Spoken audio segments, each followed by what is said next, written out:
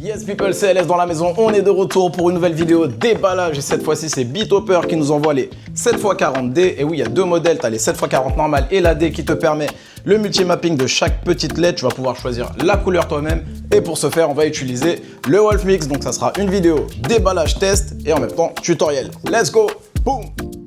Et je profite du déballage pour te dire que cette vidéo est en partenariat commercial avec Bithopper qui m'envoie le produit gratuitement en échange d'une vidéo de présentation, mais que comme d'habitude, je reste libre de tous mes propos. Déballage terminé, je te la montre de plus près. À l'avant, tu vas retrouver l'écran ainsi que les boutons de navigation haut, bas, menu et OK pour valider. Derrière, si possible sans la faire tomber, on va retrouver l'entrée et la sortie DMX ainsi que le PowerCon, entrée et sortie, ton fusible et ton bouton d'allumage. Au niveau du contenu de la boîte, on retrouve notre manuel d'utilisation, la petite carte des garanties ainsi qu'un petit tissu de nettoyage pour essuyer tes lentilles, une fixation de type Omega qui elle viendra se placer sous la lyre, une alimentation PowerCon, ainsi qu'un câble DMX qui lui est en plastique, donc je sais pas si vous allez pouvoir le voir, mais c'est pas terrible. Celui-là, je vais pas l'utiliser. Et je te fais un petit plan sous la lyre pour que tu puisses voir où se fixe le support Omega. Et voilà ce que ça donne lorsque le support est fixé.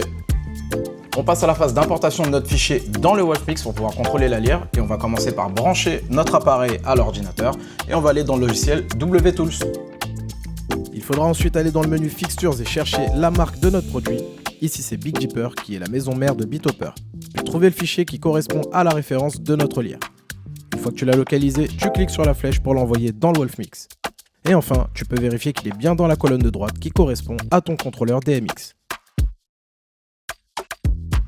On continue sur le Wolfmix pour ajouter nos lyres à notre projet en allant dans la librairie des Fixtures. On sélectionne la marque et le modèle, puis le nombre à importer. L'étape d'après consiste à choisir parmi les différents modes du fichier.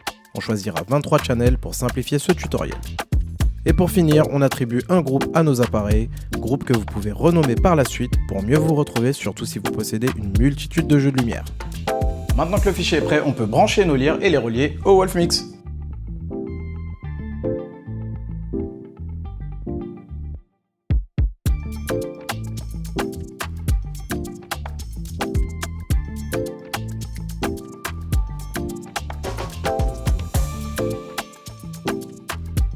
Juste avant de les allumer, je te rappelle que ce sont des lyres de type wash avec 7 LED de 40 watts. Le gros avantage ici, c'est que ce sont les LED elles-mêmes qui changent de couleur. On aura donc une infinité de choix à la différence d'une roue que l'on va retrouver sur des lyres beam ou spot qui généralement sont limitées entre 8 et 12 couleurs et un petit peu plus sur les modèles haut de gamme. Elles sont également équipées d'un zoom et de l'effet BI qui lui te permet d'avoir plusieurs faisceaux en mouvement, mais ça je te le montre tout à l'heure.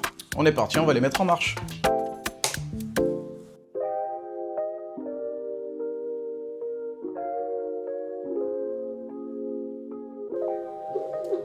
La prochaine étape se passe sur ta lyre et en même temps sur ton Wolfmix. On va aller regarder nos adresses DMX.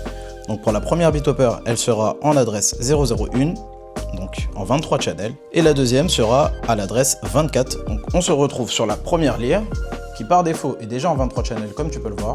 On va juste valider pour vérifier. Menu, adresse DMX, elle est bien en 001. Et là, tu peux les modifier. Fixtures, et on voit bien qu'on est en mode 23 channels. Ici, tu peux changer et passer en 35 et en 51 pour avoir plus d'options.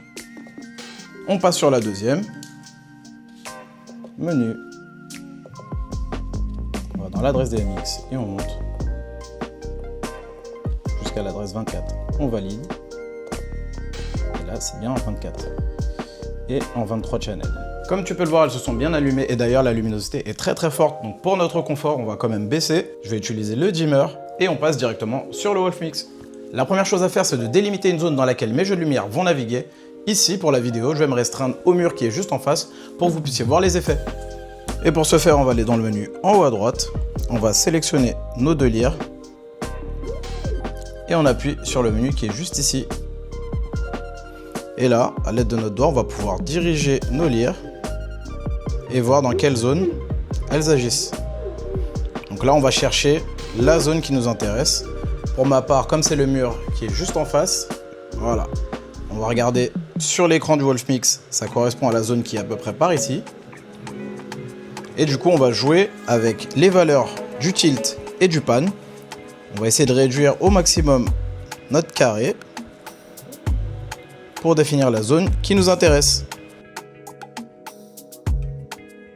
Là, normalement, ça ne doit pas sortir de la zone. Une fois que c'est fait, on a juste à revenir en arrière. On peut même appuyer sur Home directement. Et c'est de cette manière que tu dois procéder si tu souhaites éclairer une piste que tu auras définie et éviter par exemple que la lyre se retourne et éclaire le mur de derrière et t'aveugle toi par la même occasion. La deuxième chose à faire, c'est de vérifier si la lyre répond bien aux commandes de couleur et de mouvement. Pour ce faire, on va se retrouver directement sur le Wolf Mix et on va aller dans la section couleur et on va tout simplement changer et voir si les couleurs répondent. Ici, tu auras une deuxième section de couleurs en appuyant sur ce bouton. De la même manière, on va regarder les mouvements en appuyant sur Move FX. Et là, on va regarder par exemple avec ce petit mouvement et on va l'activer dans le groupe A qui correspond à notre groupe de jeu de lumière. Et là, comme tu peux le voir, on a un premier mouvement. On va avoir le pan. Et ici, on va pouvoir régler par exemple la vitesse du mouvement. On va pouvoir le ralentir. On va même pouvoir essayer un autre mouvement. On va augmenter sa vitesse. Et là, on voit que les mouvements marchent bien. Donc, si tu veux désactiver ton mouvement, tu n'as qu'à appuyer ici. Et le mouvement s'arrête.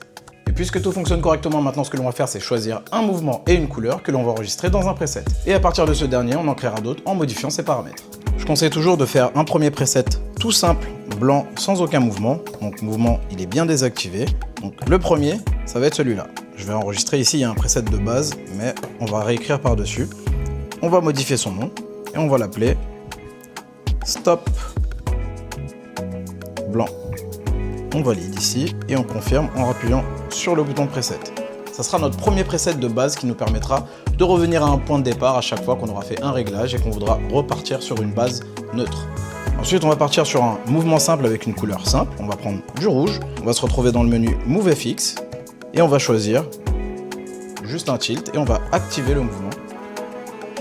Et on va même pouvoir réduire la taille de ce mouvement. Donc ici, en jouant sur le pourcentage, vous allez voir qu'elle ne monte plus aussi haut et qu'elle ne descend plus aussi bas.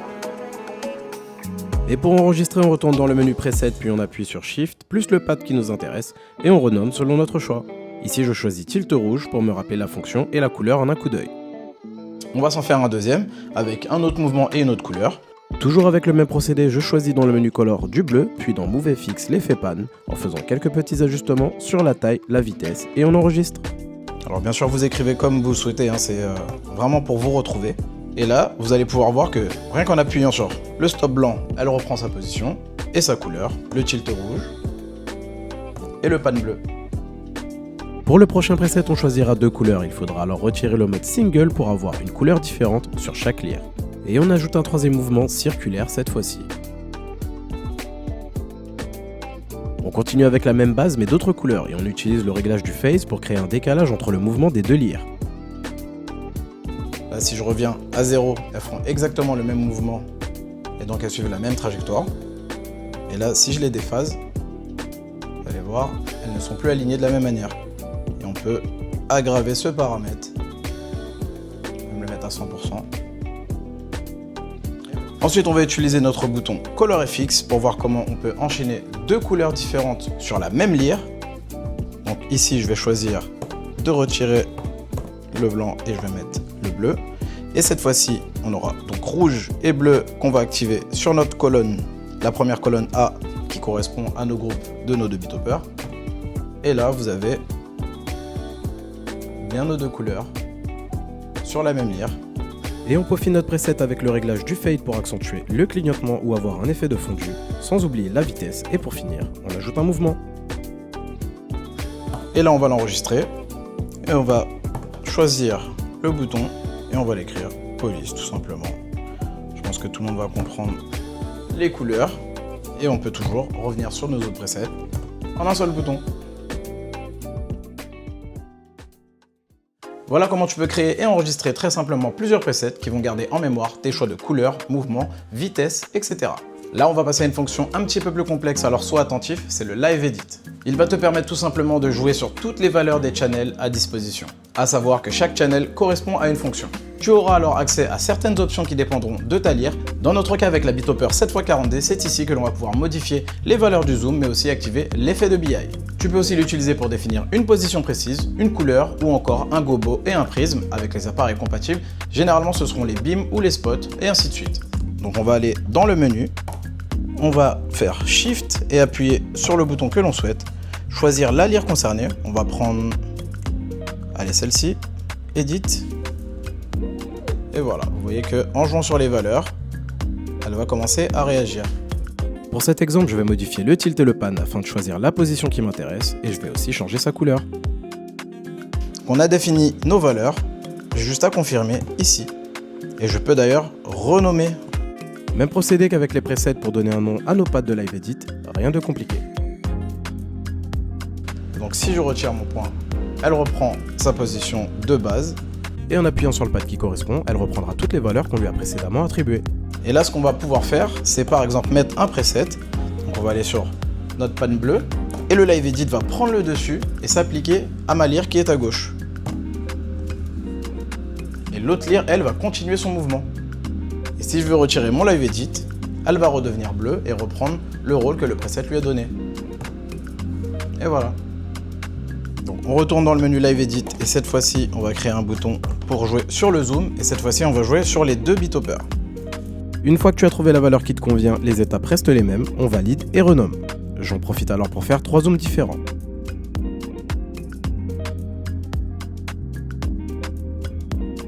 Et on a toujours notre bouton qui est ici, qui réagira toujours aussi bien. A savoir qu'il est possible de superposer deux Live Edit si les channels que l'on a modifiés ne sont pas les mêmes. Ici, comme notre premier bouton ne concerne que le pan, le tilt et la couleur, on peut alors l'associer avec le zoom de notre choix.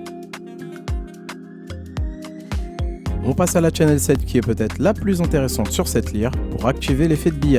Je vais créer deux boutons, un avec l'effet mouvement lent et l'autre en fixe.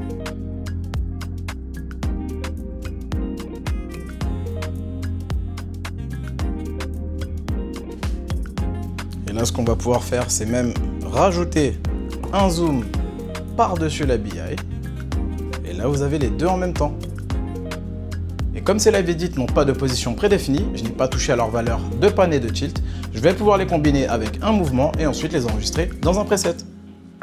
Je vais par exemple mettre le BI et je vais même pouvoir jouer sur sa couleur puisque je n'ai pas touché à sa couleur. Donc par exemple, on va se mettre, allez, en rose, pourquoi pas. Et on va rajouter un mouvement. Et je vais même jouer sur le phasage. Et on va l'enregistrer dans un preset.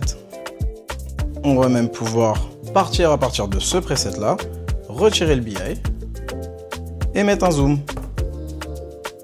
Et encore une fois, si je veux, je peux jouer sur une couleur ou même sur un color FX. Je vais mettre du jaune et du bleu, je retire ça et j'active. Et je vais mettre un autre mouvement.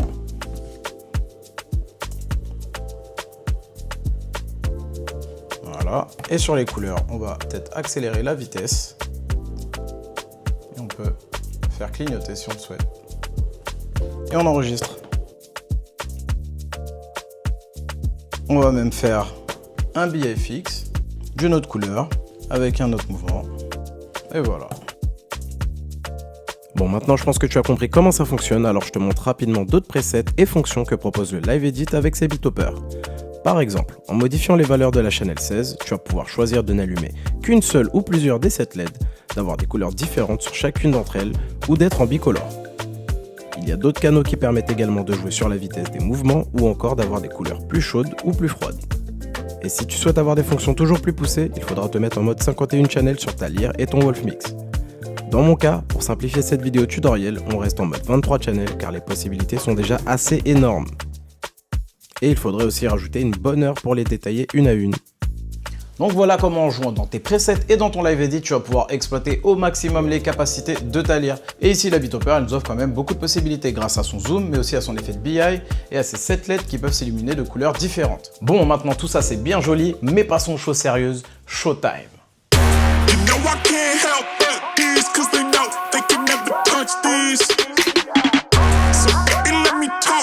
Shit or I might just throw another fit. You know I can't help but this, cause they know they can never touch this.